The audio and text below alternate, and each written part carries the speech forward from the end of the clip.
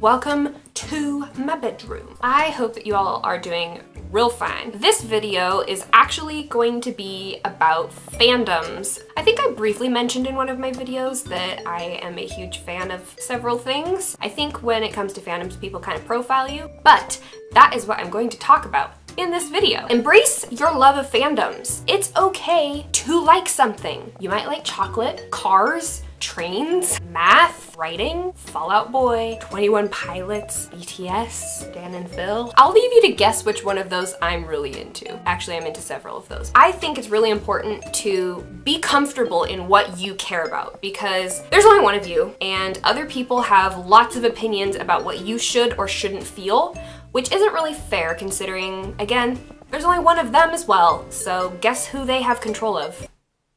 Just them. So if you ever feel like people are gonna judge you for the things that you're interested in, or judge you for the passion that you feel for, say, a band or a YouTuber or anything else like Harry Potter. Basically, I've gone through a long journey of getting to the point where I just kind of have to say, like, I don't care what you're saying, I don't care what you think about how I feel about something, because that just makes you kind of a boring person if you think that me being passionate about something that you're not makes me dumber or like more annoying than you. For example, when I was in 5th grade, I got introduced to anime for the first time. That is what sparked my interest in Japan and for the Japanese language. I remember at the time, I wasn't really embarrassed about it because it was fun to watch and I didn't really think anything of it. But a couple years later, when I started drawing like manga style characters, I got kind of self-conscious about it because people would kind of like peer over my shoulder and be like, what is that? Like in kind of a condescending tone, you know what I'm talking about? Like if you've been in that position, I'm sure you would understand what I mean. And so eventually it got to the point where I wouldn't tell anyone that I was interested in anime. And the reason I'm saying this is because at the time that's what was my biggest fandom, I guess. And the only people who really did know about it was like my family and my closest friends, and even they kind of made fun of me for it. So that was not nice. Throughout my high school years and anytime before that, I was very hesitant in telling people that even that I was a Japanese major, because then again, people profile you and they're like, oh, you're such a weeb, like blah, blah, blah. And I always hated that. But then when I went to college, I realized that it doesn't matter and everybody has things that they're interested in. Why should you have to hide what you like with people? That doesn't make any sense. They're not worth your time if that's what it takes to be their friend. The other funny story, and the story that I have that is what actually broke that habit of mine of like not talking about things that I like, is back in 2013, I became a fan of this really obscure K-hip hop group. You might not have heard of them. They're called BTS.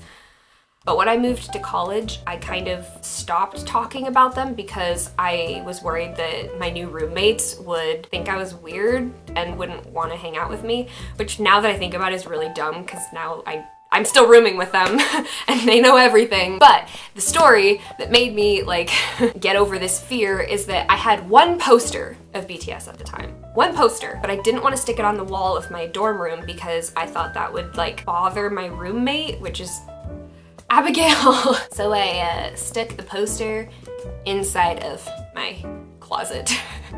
So that every time I opened it, I saw them in the back of my closet, but no one else knew they were there. Wow, so many metaphors. So I was just trying to find the poster that I was talking about, the BTS poster from my dorm room, and I can't find it anywhere. I was gonna show a little clip of it because it like has a special place in my heart. Whoa, this lighting. But I can't find it anywhere. Maybe I'll insert a picture of what it looks like now.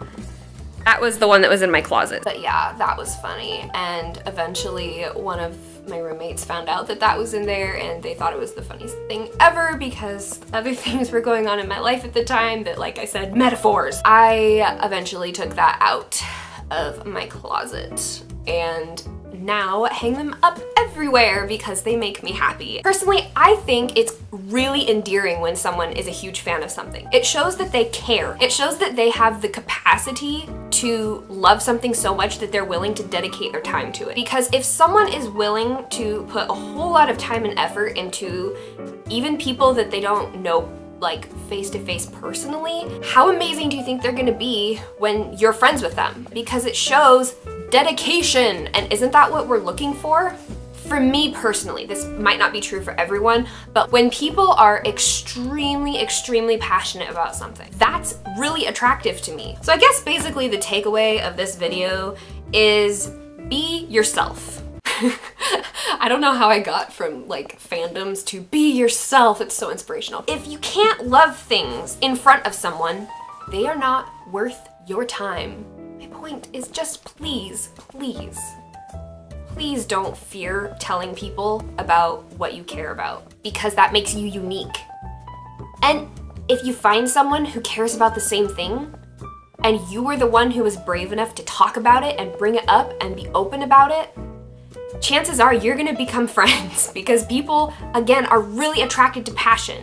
They're attracted to things that make you stand out. I guess I just spent a lot of time worrying about what other people thought, especially again about what I liked and was passionate about, and man, I wasted so much time when I could have just been happier, liking the things I like and saying goodbye to the people who did not support it. I hope you got something out of this. I hope that this was a good pep talk for you, because I would have loved to have this pep talk at some point, especially when I was in high school or maybe even middle school, when I was, you know, hiding my manga under the table or hiding my BTS poster in the closet, which wasn't even that long ago. I would have liked to hear someone say that to me. I hope you enjoyed this video. Let me know what you think of this new setup. So thank you so much for watching, and I hope you got something out of this. Yeah, so I will see you in the next video, and I hope you have a great week.